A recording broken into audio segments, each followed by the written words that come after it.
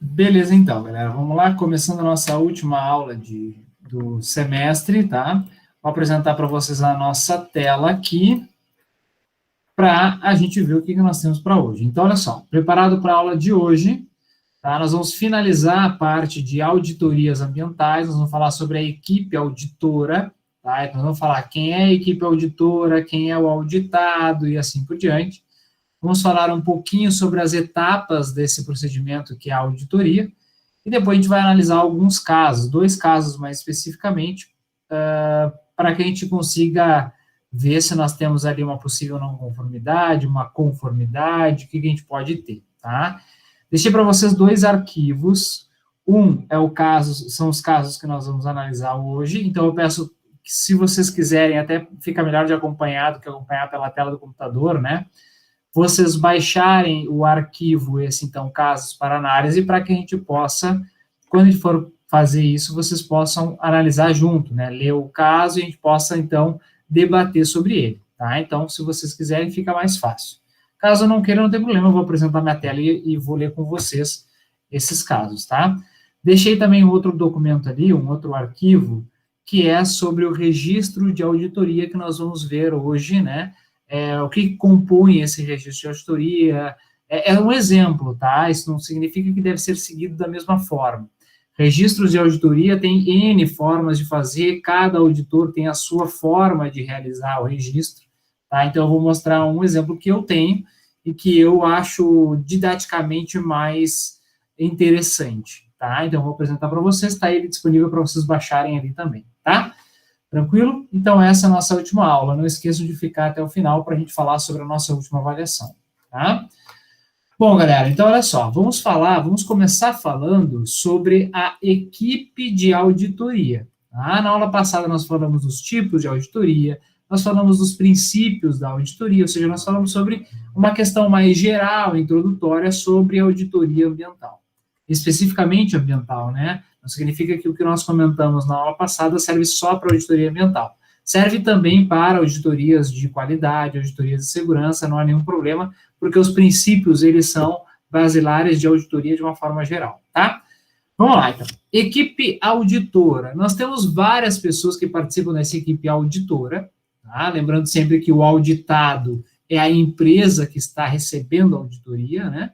E sempre a equipe auditora são aqueles que vão realizar a auditoria, aqueles que vão fazer as diligências, que vão fazer os registros, buscar as evidências, para então termos aí um relatório de conformidades e não conformidades, e assim por diante, conclusão da auditoria, se é possível, por exemplo, a empresa receber uma certificação, se não é possível, qual é a próxima data, o próximo prazo para a auditoria de verificação, né, a auditoria de retorno, digamos assim. Então, tudo isso vai compor esse procedimento, tá? Bom, vamos lá. Equipe auditora, então, nós temos o primeiro, e aí com certeza é o principal, muitas vezes, em algumas auditorias internas, a gente tem apenas o auditor líder, tá? Então, o auditor líder é o nosso primeiro membro, integrante desta equipe auditora, tá? Então, esse é o auditor líder. Por que ele é chamado de auditor líder? Justamente porque ele vai liderar, ele vai comandar todo o procedimento de auditoria. É ele que vai entrar em contato com a organização, ou ele que vai receber o contato da organização para a realização da auditoria, ele que vai estabelecer junto com a organização o objetivo de auditoria, quais são os requisitos a serem abordados, vai estabelecer o programa de auditoria, vai apresentar todo esse programa de auditoria à empresa, né, à organização, à alta direção dessa organização. Tá? Então, ela que vai fazer todo o contato com a empresa, com a organização auditada. Tá? Esse é o auditor líder. Ele que vai comandar também o restante da equipe. Então, vamos supor que nós tenhamos aí outros auditores, os chamados auditores auxiliares. Tá? Auditores auxiliares. Os auditores auxiliares executam também a atividade de diligências, a atividade de busca das evidências, também realizam os registros de auditoria, certo? Mas sempre sob o comando do auditor líder, sempre sob digamos, a organização desse cara que vai comandar tudo isso, tá? Então, auditor líder é o cara principal, é o cara que realmente vai comandar a auditoria, vai entrar em contato com a organização e vai estabelecer as diretrizes para o procedimento, certo? Ele que vai dizer, por exemplo, se aquela organização não está ainda adequada para receber o procedimento, né? Então, pode ser que a gente chegue ali na reunião de abertura e o auditor líder verifique que não existe condições, né? Seja de segurança para a equipe auditora, seja de condições atuais da organização em receber a auditoria, né? Então, ele vai verificar isso e vai dizer se, de fato, a auditoria continua, se ela para, se ela continua, enfim. Ele que vai determinar diversas coisas. Ele que comanda a reunião de abertura. E é ele que comanda a reunião de encerramento, certo? Então, o que acontece? Ele vai estabelecer as diretrizes na reunião de abertura, junto com a alta direção, junto com o restante da equipe auditora. Então, nessa reunião de abertura, é que é apresentado todo o programa, todo o cronograma, certo? E é discutido se, de repente, é necessário mudar. Por exemplo, a previsão é de que pela manhã sejam auditados os setores XYZ. Então, nessa reunião de abertura é que se fazem alguns ajustes no local, certo? Assim, tem que mudar o horário para a realização da auditoria em determinado setor, né? Se é interessante, por exemplo, nós alterarmos os colaboradores que vão ser entrevistados, porque geralmente a gente já tem ali uma listinha prévia, então, para fazer uma verificação se aqueles colaboradores estão naquele dia trabalhando, né, se eles não estão afastados por algum motivo. Então, tudo isso é interessante fazer inicialmente, justamente para não ter problema de chegar na hora do procedimento e ter que mudar algumas questões de forma emergencial. Então, ali a gente já consegue estabelecer isso. Tranquilo? Então, o auditor líder tem todas essas funções. Auditores auxiliares, então, vão auxiliar o auditor líder no procedimento de auditoria. Eles vão realizar as diligências, vão buscar as evidências e vão, claro, fazer os registros de auditoria, certo? Depois, ele vai levar isso junto ao auditor líder para que, então, eles verifiquem se, de fato, há ali, né, naquele registro, uma confirmação da não conformidade ou da conformidade, e juntos podem desenvolver o relatório de auditoria, que vai ser assinado pelo auditor líder, tá? Então, por isso que a gente chama de líder, porque ele vai ser o representante, ele que vai assinar a documentação necessária para a realização do procedimento, tá? Então, auditor líder e auditores auxiliares. Professor, quantos tem que ser? Isso depende muito, tá? Depende do tamanho da empresa, depende de qual é o foco dessa auditoria, né? Qual é o objetivo da auditoria, se é apenas verificar os requisitos da norma ISO, se é, por exemplo, verificar uma norma regulamentadora de segurança. Então, tudo isso, né, vai influenciar no tamanho dessa equipe auditora, tá bom? Então, com base no foco, no tamanho da organização, e claro, né, muitas vezes o auditor líder considera necessário, por uma questão de eficiência, né, do procedimento, ter mais de uma pessoa junto ali para poder buscar as evidências, né, ou realmente verificar em loco a situação da organização, tá? Então, o tamanho dessa equipe muda bastante. Bom, nós temos um outro carinha, só que este carinha é um representante da empresa auditada, que é o que nós chamamos de guia, tá? Guia. O guia, como o próprio nome já está dizendo, é ele que vai, então, apresentar os setores ao auditor, ou aos auditores, né? Muitas vezes, se eu tenho vários auditores e cada um vai para um lado da organização no momento das diligências, nós podemos ter aí vários guias, tá?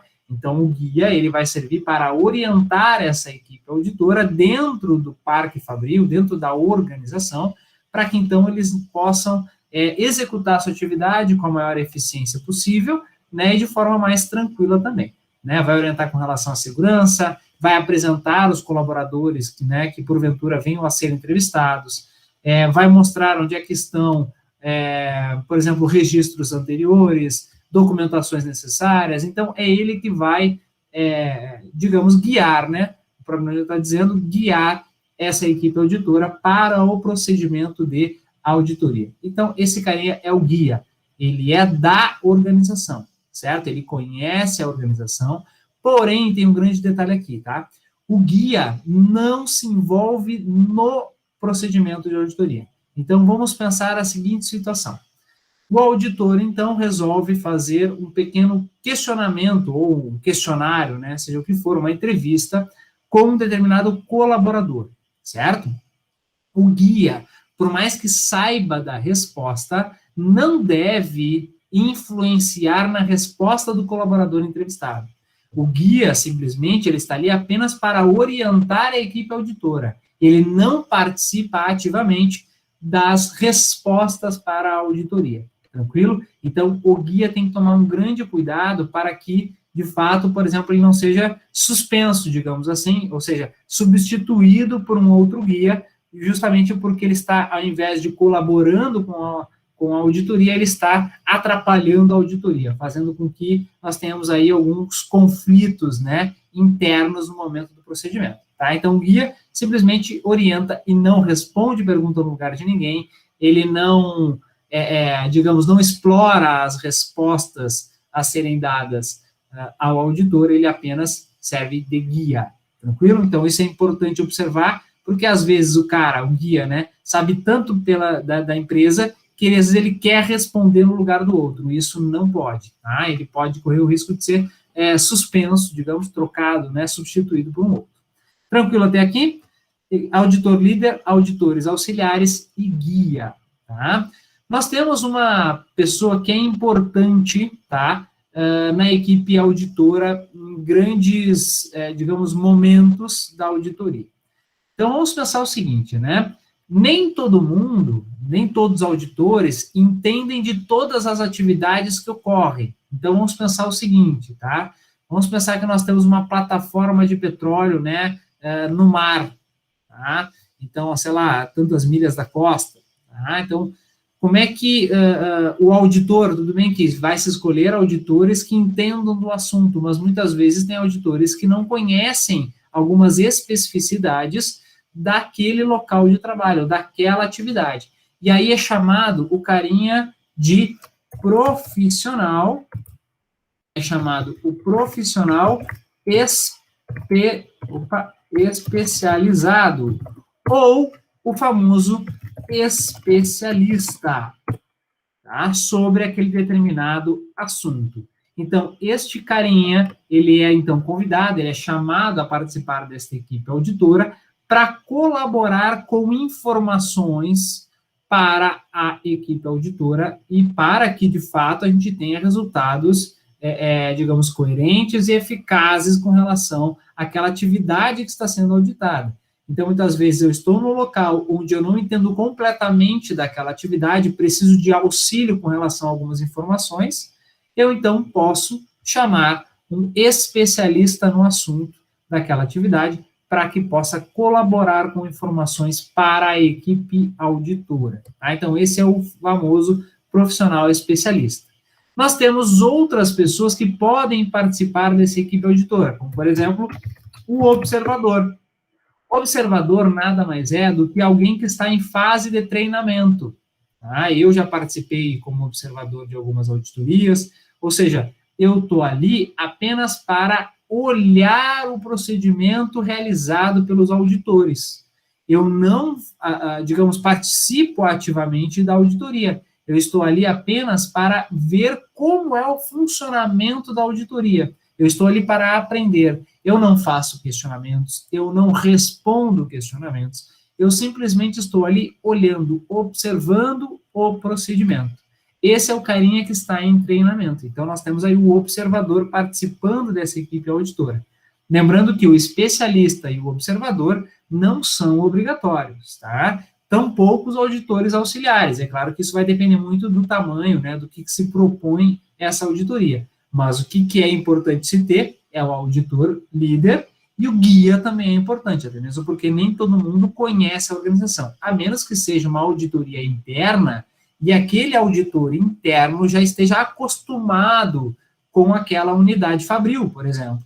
Já fez algumas auditorias anteriores, já conhece o Parque Fabril, já conhece os setores, já mais ou menos identifica quem são as pessoas, e então não será necessário ter um guia participando dessa equipe, tá? Mas esses carinhas podem todos estarem dentro dessa equipe auditora. Galera, sobre essa equipe, alguma dúvida?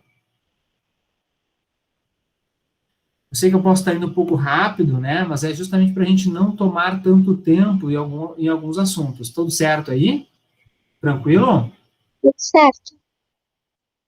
Certo, Glenda, tudo certo. Pedro também. Tainá também. Então tá, tranquilo. Beleza, galera. Então aqui a gente viu, né, partes da equipe auditora, tá bom? Bom, essa equipe auditora, então, ela vai se reunir para executar tudo aquilo que foi programado, tá bom? Mas quais são, de fato, as etapas necessárias para o procedimento de auditoria? Tá? É claro que não existe uma regra para as etapas, tá? O que se faz é, geralmente, ter uma ideia dessas etapas. Sempre é interessante observar que a auditoria é procedimento, portanto, existem várias etapas a serem preenchidas. Tá? Então, nós vamos ter ali análise documental, nós vamos ter reuniões, nós vamos ter as diligências, nós vamos ter um momento de reuniões para o desenvolvimento do relatório de auditoria, e nós vamos ter a reunião de encerramento. Então, tudo isso faz parte do procedimento, são etapas a serem preenchidas. Tá? Mas vamos ver elas com calma. Bom, a primeira etapa que eu posso aqui comentar com vocês é a etapa de contato com a empresa auditada e organização da equipe auditora. Então, a primeira coisa que se faz, é claro, geralmente a auditoria, tá? Quando é uma auditoria de primeira ou de segunda parte, ela vem da intenção daquele que vai ser auditado ou daquele que vai auditar. Então, geralmente, a organização, alguma organização, entrará em contato com uma determinada empresa auditora ou auditor que será responsável pela realização da atividade, para que, então, seja combinado, né, tudo que vai ser realizado, o momento que vai ser realizado, qual é o objetivo, etc. Então, há esse contato entre auditor e auditado. É importante isso para definições de objetivos, ou seja, quais são as normas a serem observadas na auditoria, né? Qual é o objetivo dela? O objetivo é uma certificação, o objetivo é uma auditoria interna de tal setor ou de tal procedimento, enfim, certo? Então, o que eu quero dessa auditoria? Tá? Isso é combinado, então, entre a equipe auditora e a equipe, o pessoal auditado, né? A organização auditada, tá? Aí, então, dito isso, o auditor líder, né, que foi contatado, ele vai observar a necessidade de montar uma equipe responsável, então, para a realização dessa auditoria, tá? Então, com base naquilo que já foi acordado com a organização, ele vai avaliar, eu preciso de mais um, de mais dois, eu preciso, então, ter uma equipe mais robusta de auditoria para termos resultados mais rápidos, mais eficientes, e que nós não precisamos ter uma interferência muito grande na organização, na atividade, porque a gente sabe que a atividade de auditoria é um momento tenso para quem está sendo auditado, né? As pessoas já ficam, né, digamos, um pouco mais nervosas com relação àquela situação, né? Se sentem um pouco mais incomodadas. Então, menos ser percebido durante o procedimento de auditoria, melhor. Então, tudo isso o auditor líder precisa avaliar, isso antes de iniciarmos todo o procedimento de fato, tá? Então, essa é o que nós chamamos da primeira etapa. Bom, dito isso, agora a gente estabelece, ou melhor, a equipe auditora, né, ou auditor líder, estabelece um programa de auditoria, tá? Ele vai, então, desenvolver um cronograma. No dia 1, tal horário vai se realizar a reunião de abertura, quem vai participar da reunião de abertura é o XYZ, o que vai ser feito nessa reunião de abertura, e depois, no horário tal, vai ser realizado tais e tais coisas, quem vai realizar vai ser o fulano, beltrano, ciclano, e assim por diante. Ou seja, vai se estabelecer um cronograma daquilo que vai ser feito durante a auditoria, certo? Então, estabeleceu esse cronograma.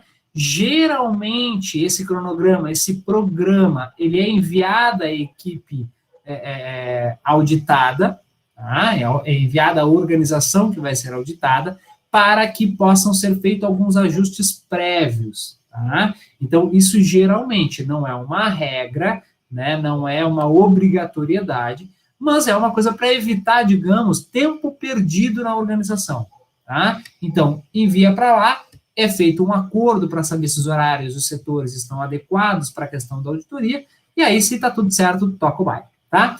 Passado essa fase de organizar o cronograma, organizar o programa, a gente parte para a questão de reunião de abertura. Reunião de abertura.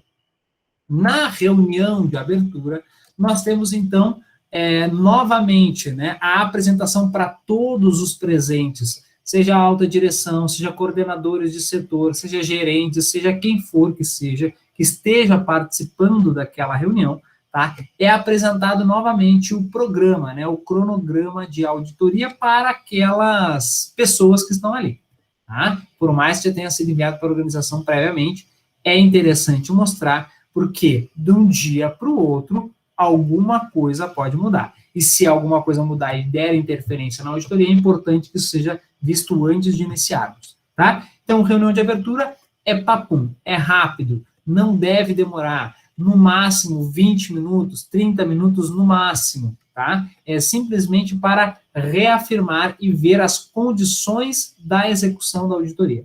Tranquilo? Confirmada a execução, tudo certo, não há nenhum problema. Então, a gente dá início às diligências. Diligências. Nada mais é do que buscar em loco, verificar em loco, certo? Fatos, comprovações, evidências, para, então, eu estabelecer num registro se eu tenho uma não conformidade, se eu tenho uma conformidade, se eu não tenho nenhum nem outro, certo? Então, aí eu parto para fazer a auditoria de fato. Eu, geralmente, os auditores têm uma lista, né, um checklist daquilo que eles estão programados a realizar, justamente para não perder tempo, para se organizarem melhor, certo? É como se fosse ali digamos, uma cola, né? Uma cola, por exemplo, nesse setor, o que será que eu tenho que fazer? Não lembro. Aí eu vou ali e dou uma colada no meu checklist. Tá? Então, isso é importante ocorrer. Alguns auditores mais experientes já não utilizam tanto o checklist, né? Apenas utilizam ali digamos, um papel, uma prancheta, só para realmente anotar algumas coisas, mas eles, às vezes, não utilizam esse checklist. Mas é importante, tá? Independente de ser experiente ou não, é importante para não perder nada, certo? Para não deixar passar um requisito que não foi avaliado, né? E depois a gente ficar com essa pendência. Então, isso é importante. Esse é o momento das diligências. Quem é que realiza as diligências? Os auditores, junto com os guias, tá bom? Então, esse é o momento principal. Nessas diligências, é o que nós vamos ter os nossos registros de auditoria. E aí eu vou ver com vocês, eu peço que, caso vocês queiram, lá no Moodle, abram o arquivo de registro de auditoria e eu vou mostrar para vocês o que nós temos de exemplo de registro de auditoria, tá? Então, deixa eu mostrar para vocês aqui. Vou apresentar minha tela. Então, olha só, documento para registro de auditoria. Isso aqui é um exemplo que eu acabei fazendo, tá? Como uma maneira que eu encontrei de forma didática, tá? Então, olha só, no registro de auditoria, todos vocês estão olhando, acredito, né? Está aparecendo para vocês tranquilo aí, né?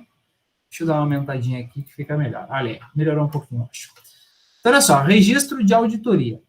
No registro de auditoria, nós temos, então, conformidades, não conformidades, pontos positivos, oportunidade de melhoria e observação, tá? O que eu quero focar com vocês nesse registro? A primeira coisa, a questão da não conformidade maior e menor, tá? Uma não conformidade maior é aquela não conformidade que é necessária, tá?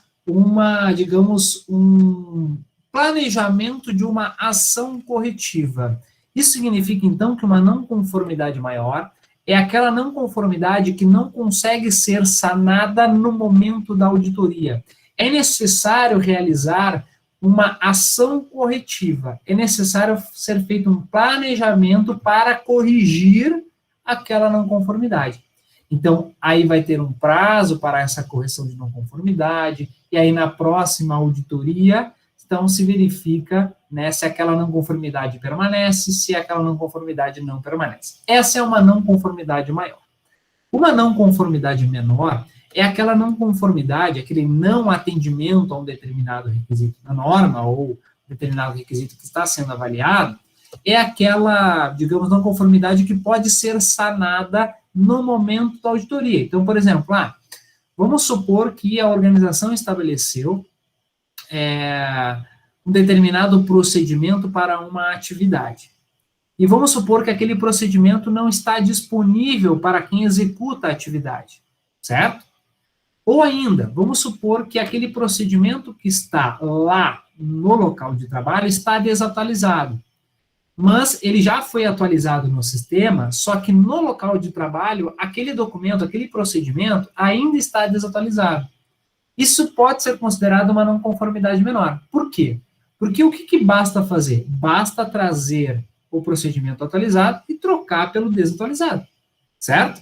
Isso é simples de fazer, né? Não precisa fazer um plano de ação corretiva, verificar qual foi o erro, né? Isso não precisa. Rapidamente eu vou sanar essa não conformidade. Então eu considero ela como uma não conformidade menor. Tá? Isso é bem simples, é bem fácil de observar. É só ver o seguinte, olha, para sanar isso aqui, eu vou demorar quanto tempo? É rápido?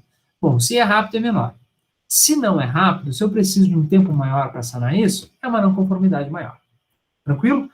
Há auditores que não, digamos, não fazem essa divisão. Não conformidade é não conformidade, acabou. Seja ela maior ou menor. Tá? Mas eu acho interessante fazer essa divisão porque tu consegue demonstrar para a organização que aquela não conformidade é de fácil resolução e que ela pode fazer isso até o final da auditoria. Então, já é apresentado, quando é uma não conformidade menor, durante a auditoria já é demonstrado para a organização para que ela faça os ajustes necessários. E se der tempo, a própria equipe auditora já verifica se foi sanado, e aí, então, não entra no relatório final essa não conformidade.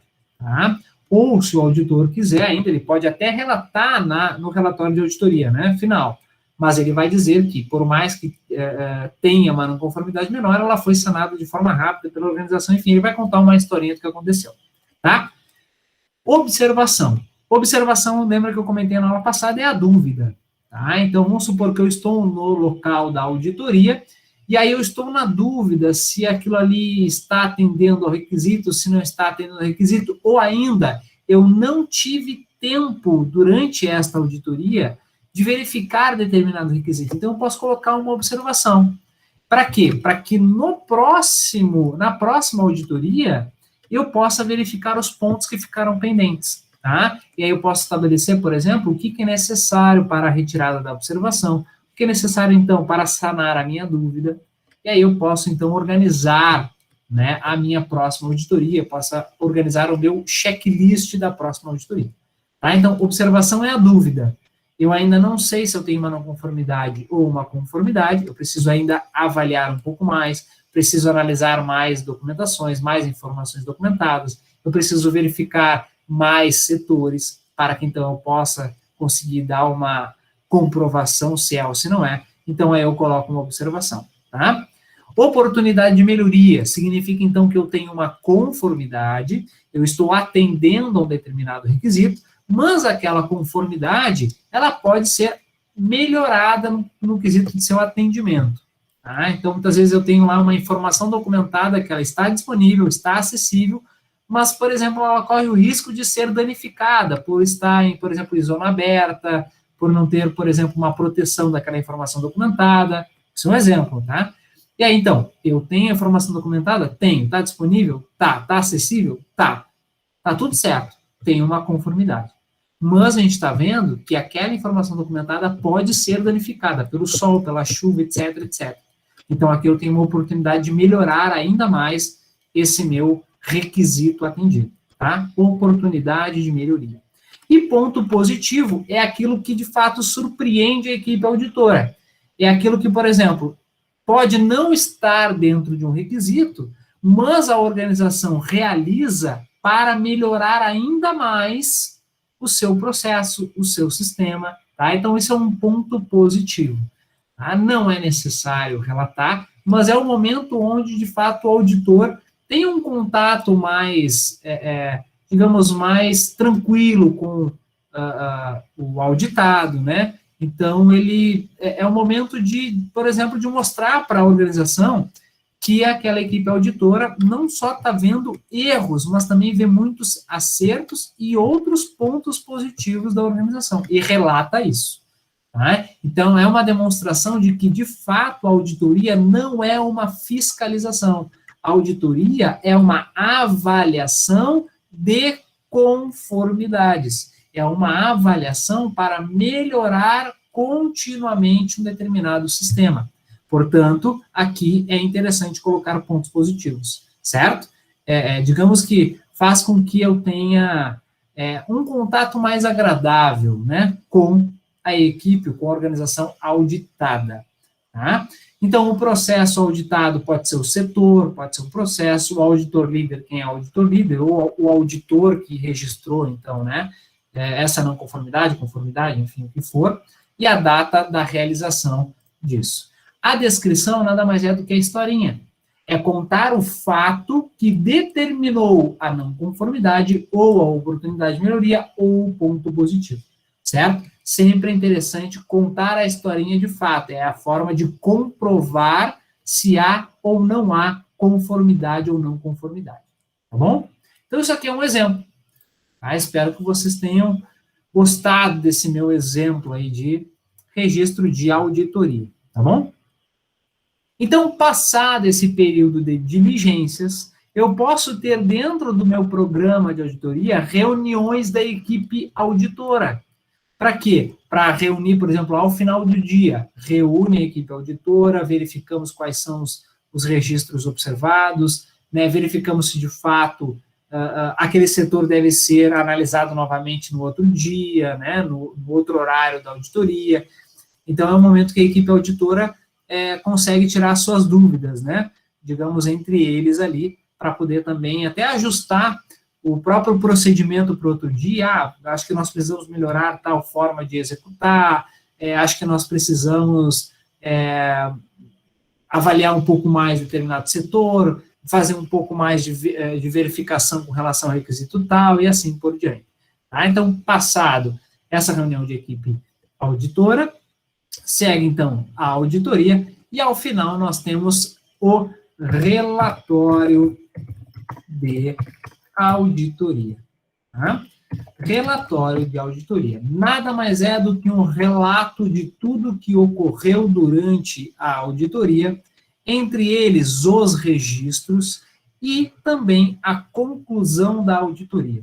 Se é uma auditoria, por exemplo, para verificar a conformidade de determinados requisitos, lá na conclusão vai se ter, então, que atendeu ou não atendeu ao objetivo da auditoria, que é atendimento a determinados requisitos ou a determinada norma. É uma auditoria inteira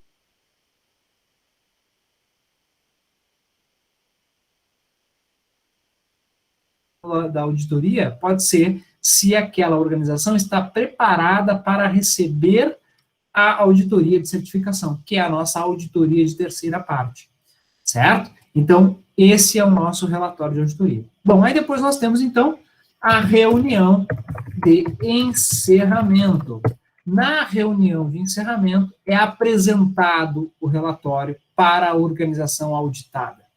Tá? Quem é que vai comandar isso? Novamente, o auditor líder, ele que apresenta, ele que diz como que foi realizado, quais foram as dificuldades encontradas, enfim, há aquele agradecimento final, e há, obviamente, a entrega de uma cópia desse relatório para a empresa auditada, até mesmo porque esses relatórios de auditoria servem como registros para uma posterior certificação. Então, é obrigatório manter, né, reter, na verdade, como informação documentada, esses registros de auditoria.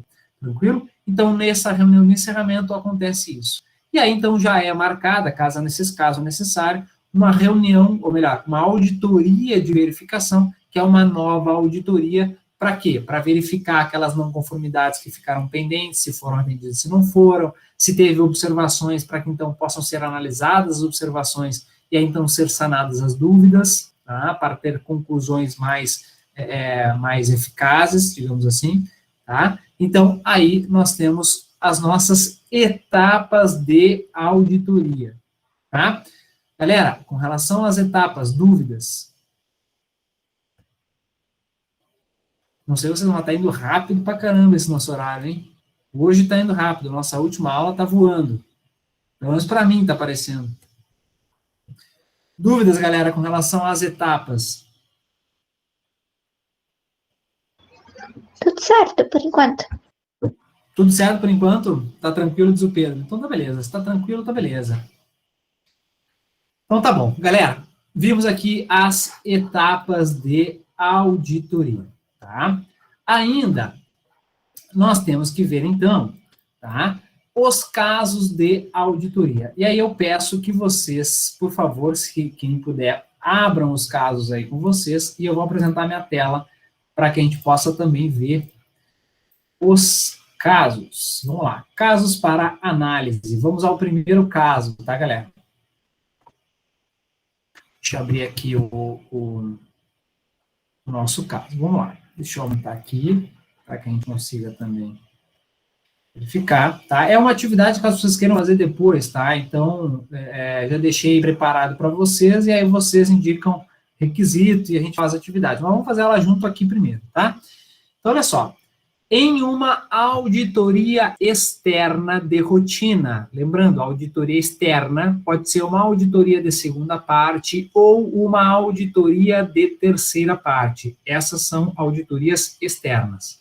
Lembrando que a auditoria de segunda parte é a auditoria realizada por clientes e fornecedores, e a auditoria de terceira parte é a auditoria realizada por organismos certificadores. Tranquilo? Seguimos aqui. Em uma auditoria externa de rotina, em uma fábrica de móveis, foi solicitado ao gerente responsável pelo sistema de gestão ambiental da organização os resultados da última auditoria interna realizada. Lembra, galera, que a gente comentou que para a realização da auditoria de terceira parte, a própria ISO 14001-2015 já tem requisitos previstos relacionado ao auditoria interna, tá? Então, auditorias internas são obrigatórias para quem quer implantar um sistema de gestão ambiental com base na ISO 14001-2015. Seguimos. O mesmo, ou seja, a pessoa que, digamos, da empresa auditada, tá? Então, a pessoa da empresa auditada relatou que os resultados foram satisfatórios e que apenas houve uma não conformidade maior. Ainda informou ao auditor que todas as medidas para corrigir essa não conformidade foram tomadas e que os resultados foram considerados adequados. O auditor, então, solicita, além dos resultados da auditoria interna, também os resultados da ação corretiva. Igor, o responsável pelo SGA da organização, leva o auditor até a sala de registros para que a Aline, responsável pelos arquivos, possa explicar a respeito da documentação. Ao ser questionada pelo auditor, a Aline entrega uma cópia do relatório da última auditoria interna realizada. O auditor insiste em ter um documento comprobatório das ações, essas ações corretivas. A Aline explica que as medidas para corrigir a não conformidade e seus resultados não são documentados, pois a alta direção não considera relevante, apenas avalia se o resultado foi satisfatório. Galera, o que vocês acham desse caso? Vocês acham que tem alguma possibilidade de não conformidade? O que vocês verificam nesse, digamos, nesse caso aí? Tá? Então, vejam, o auditor solicita primeiro o relatório de auditoria interna, aí o gerente, né, responsável pelo SGA fala que a auditoria interna foi satisfatória e que apenas houve uma não conformidade maior, que foi tomada a medida necessária, né, a ação corretiva, e foi considerado, então, é satisfatório o seu resultado, e então o auditor solicita, além dos resultados da auditoria interna, né, ou seja, o relatório da auditoria interna realizada, também os resultados da ação corretiva. Aí, então, lá no setor onde fica retido essa informação documentada, que é o relatório da auditoria interna realizada, e também deveria estar lá, né, os resultados das ações corretivas, a Aline, que é a responsável por aquele setor, diz o seguinte: olha, o resultado, né, da auditoria interna está aqui, mas o resultado da ação corretiva, a organização não tem costume de ter, não tem costume de documentar, não tem costume de ter uma informação documentada sobre isso. E aí, na opinião de vocês, é possível nós termos aqui uma não conformidade em algum requisito? O que vocês acham?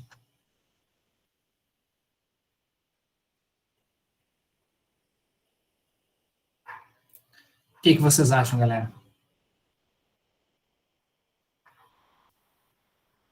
Enquanto vocês pensam aí, eu vou abrindo aqui para nós a ISO 14001, para que, de fato, a gente possa analisar qual é o possível requisito.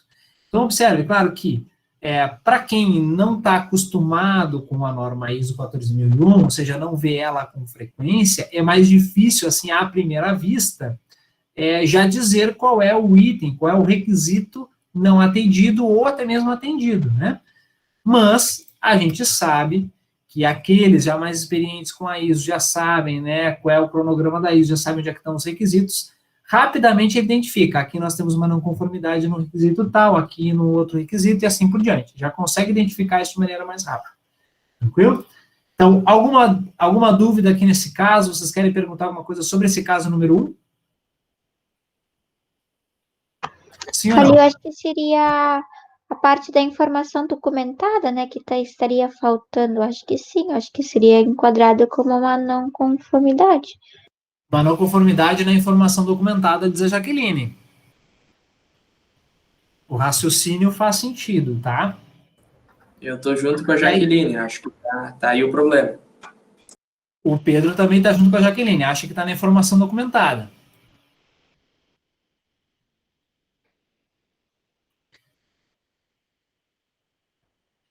Então, vamos lá, galera, olha só. Deixa eu apresentar minha tela aqui.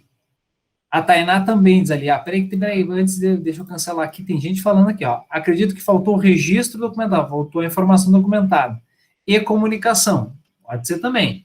A Tainá concordou ali. Galera, abram a ISO de vocês, a ISO 14001, e vão até o item 10.2. Item 10, requisito, né? 10.2 da norma ISO 14001. Vocês vão ver que, está apresentado para vocês na tela, tá? Vocês vão ver que no item, no requisito 10.2, diz lá, ó, não conformidade e ação corretiva, certo? Aqui diz o seguinte, ó, reagir à não conformidade, tomar ação para controlá-la e corrigi-la, lidar com as consequências, avaliar a necessidade, implantar qualquer ação necessária, realizar mudanças se necessário, e assim por diante, tá? Aí diz o seguinte, olha só, lá no final desse item 10.2, diz o seguinte, olha aqui, ó, a organização, deixa eu ver se eu tenho aqui, não tem, a organização deve reter informação documentada como evidência. Lembrando sempre, quando eu falo em reter informação documentada, significa que aquela informação deve estar disponível no local de trabalho, ou seja, na organização, certo? Pode ser no setor de registro, pode ser em algum lugar da organização, mas ela deve estar retida lá no local. Eu não posso retirar aquela informação e levar para casa para analisar. Eu tenho que analisar ali, em loco, certo? Isso é reter informação documentada. Então é o seguinte, a organização deve reter a informação documentada como evidência. Evidência, lembrando sempre, é a comprovação do fato, certo? Como evidência do quê? Da natureza das não conformidades e quaisquer ações tomadas, e também deve reter informação documentada sobre os resultados de qualquer ação corretiva. Qualquer ação corretiva. Agora, se nós voltarmos aqui ao nosso humilde caso, um caso rápido, vamos aqui ao caso, aumentar o caso. Aí nós vamos ver o seguinte, olha só. O auditor insiste em ter um documento comprobatório das ações. Que ações são essas? As ações corretivas. A Aline, que é a responsável pelos registros, explica que as medidas para corrigir a não conformidade e os seus resultados não são documentados, pois a alta direção não considera relevante. Apenas avalia se o resultado foi satisfatório. Galera, aqui nós temos uma clara não conformidade com relação à informação documentada das ações corretivas. Se eu for, então, dar uma não conformidade, o que eu tenho que fazer? A não conformidade é no item 10.2, final do requisito, né? Que é a parte da informação documentada. Tá? Então, não conformidade com relação à informação documentada, dos resultados e até mesmo das próprias ações tomadas. Então, aqui nós temos uma não conformidade. Galera, ficou claro isso para vocês? Viram?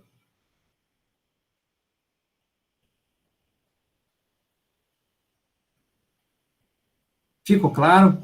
Estão comigo ainda?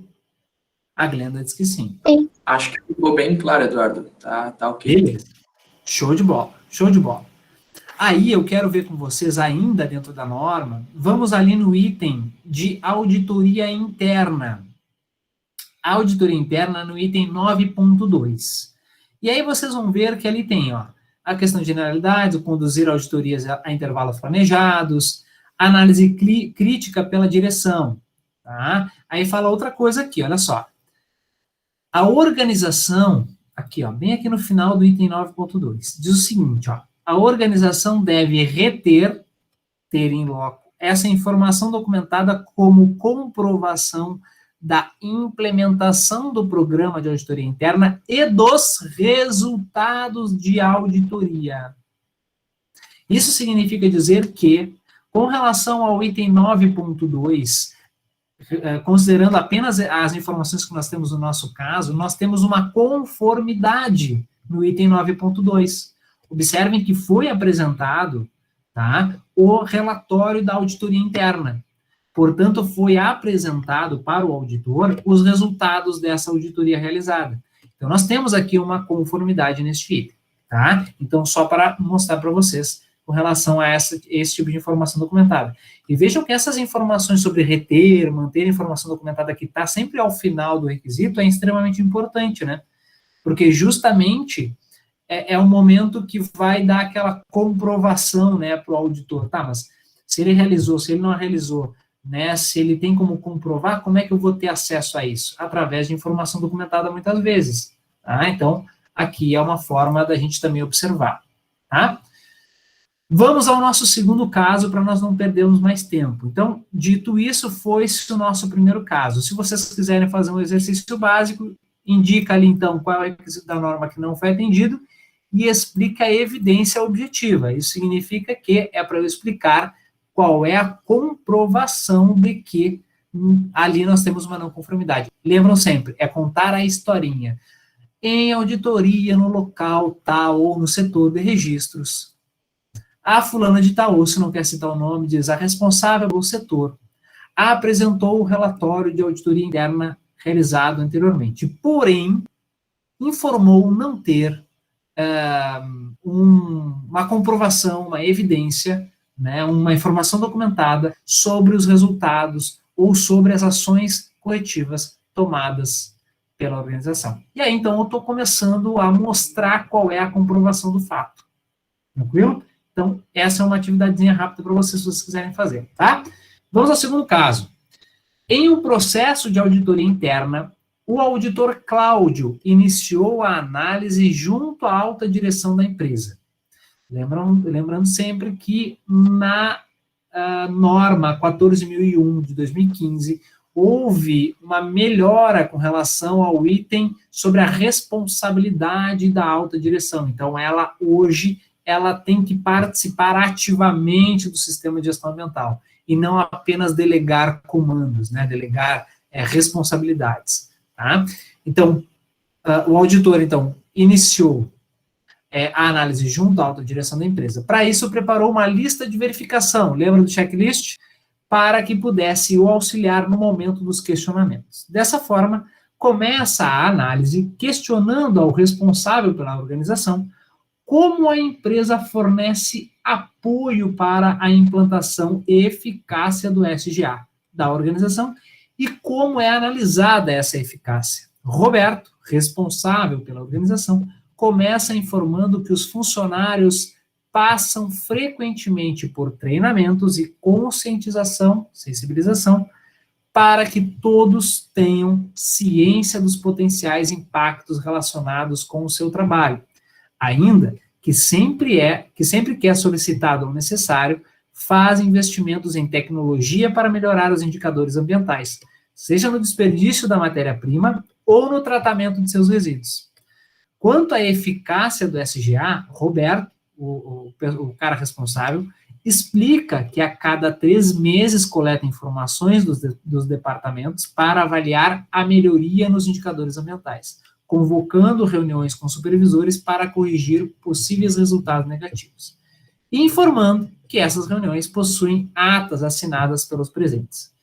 Terminada a conversa do auditor com o responsável, o auditor foi ao departamento de meio ambiente conversar com o supervisor, que, ao ser indagado sobre o apoio da alta direção para a eficácia e análise dos resultados, respondeu que a alta direção não possui bom relacionamento com os funcionários e que jamais foi convocado para qualquer reunião que trate de indicadores de eficácia.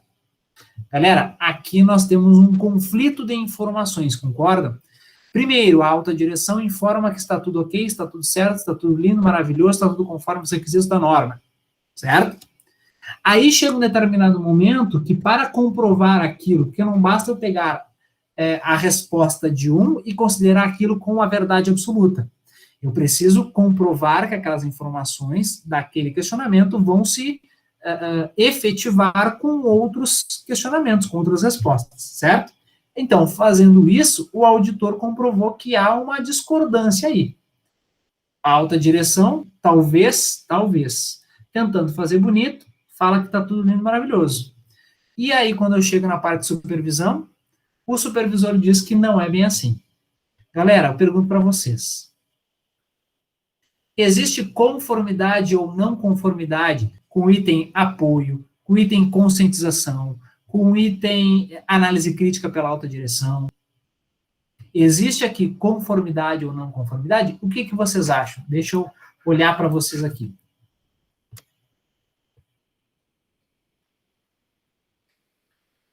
E aí, existe conformidade ou não conformidade neste caso? O que vocês acham?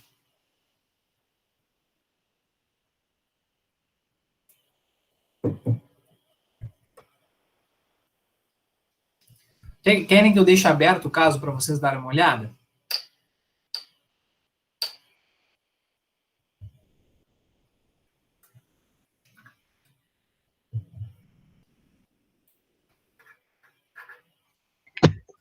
Queria deixar outra pessoa responder, não sei se algum outro colega quer falar. Boa, Jaqueline. Isso é uma forma boa de desviar. Boa, boa. O Arthur diz, não há conformidade. Não há conformidade. O Arthur lacrou ali, ó. Não há conformidade. E aí? Bom, não vou conseguir identificar certinho, mas pelo que eu percebi, digamos que o mau relacionamento da alta direção com os funcionários, de certa forma, interfere na conclusão da auditoria. Não sei se... Ah, bom, isso é um pensamento da Tainá. Boa, isso é um excelente pensamento, Tainá. Excelente pensamento. Já é uma ideia do que pode acontecer aí. Galera, uma pergunta. Alguém observou conformidade no caso? eu sei que a leitura é meio rápida, né? Às vezes não dá para a gente analisar de forma completa, mas alguém notou conformidade, no caso, com algum requisito? A Tati diz que não. A Tati diz que não tem nada ali. Alguém notou não conformidade? A Tainá deu a entender que há uma não conformidade, mas ela ainda não tem essa certeza, né, Tainá?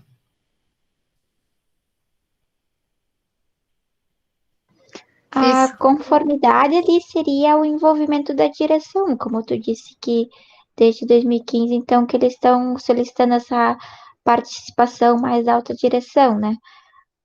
Mas a questão da não conformidade é justamente se tivesse sido tudo feito como a direção ali passou, teria joia, né?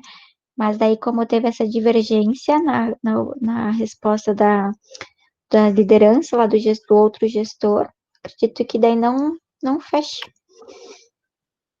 Bem, muito bem, gostei, estou gostando de ver. Hoje estou gostando de vocês, não sei porque na última aula estou adorando a participação de vocês. Então, tá bom hoje, tá bom? Eu acho que ele contou uma história muito boa ali na frente, né? Mas o comentário final acaba por a gente não saber se é verdadeiro ou não, porque se fosse excluir ali a conversa com o tiozinho lá no final, que não sei quem que era, né? Seriam muitas conformidades, né? Mas Boa, boa, isso aí. Isso aí. Galera, vamos lá, vamos concluir essa bagaça aí.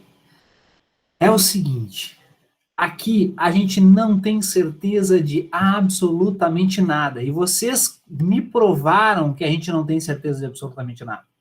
A gente aqui não tem certeza de que nós temos conformidade, seja ele no requisito apoio, no requisito de sensibilização, conscientização, enfim, seja o que for, no requisito de informação documentada, no requisito, deixa eu ver o que mais. Enfim, não tem comprovação de absolutamente nada aqui.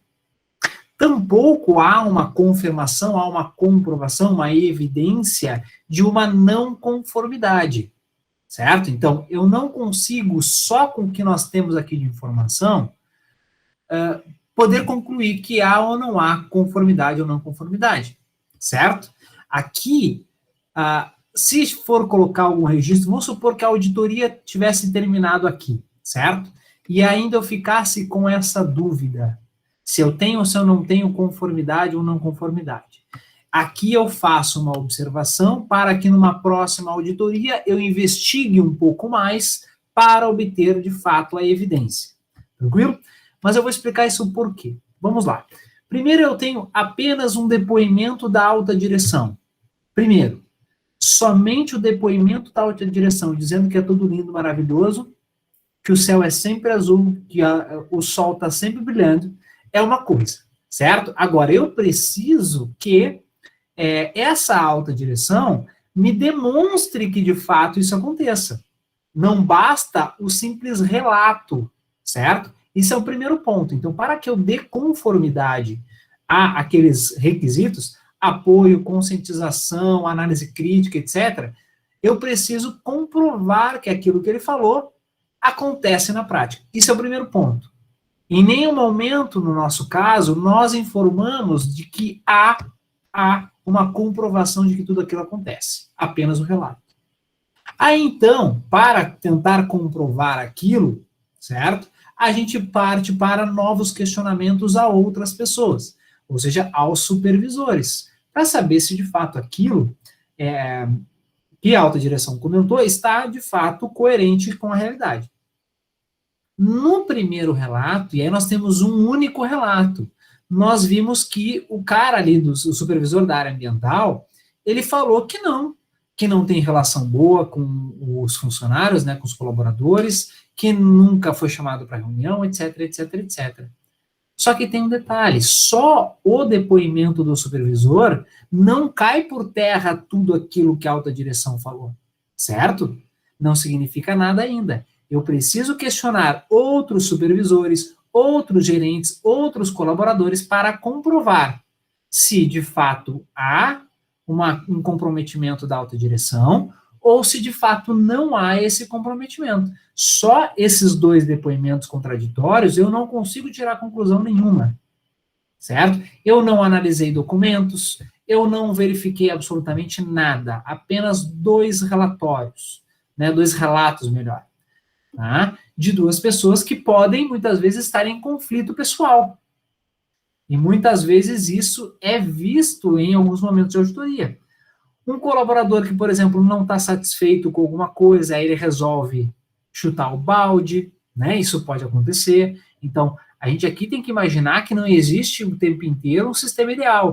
Então, aquele colaborador, ele pode estar brabo naquele dia, pode estar irritado, pode estar não querendo responder à auditoria e responde qualquer coisa, pode querer ferrar com a alta direção ou com a própria organização, enfim. Aí tem que avaliar uma série de fatores, tá?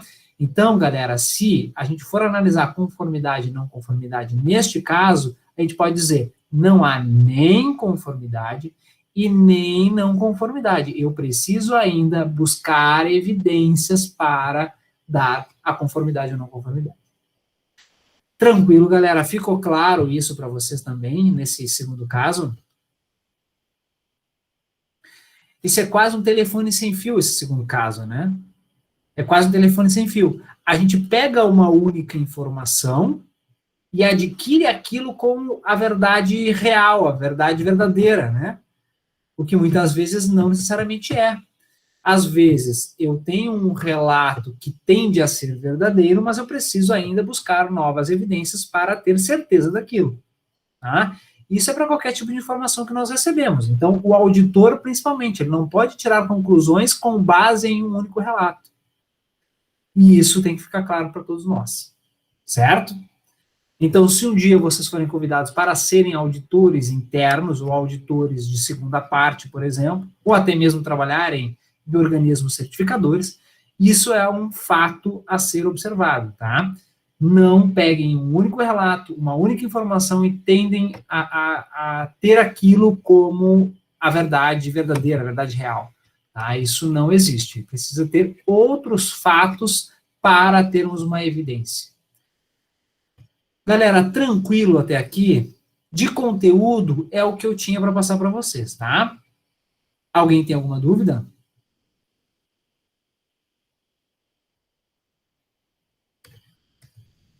Tá tranquilo. Jaqueline fala que é tranquilo. Então, galera, se ninguém tem dúvida, agradeço vocês por esse semestre. Foi show de bola contar com vocês nas nossas terças-feiras, tá? Tenham todos um excelente final de ano. Tá bom, galera? Um abraço para todos vocês. Vou interromper a nossa gravação aqui.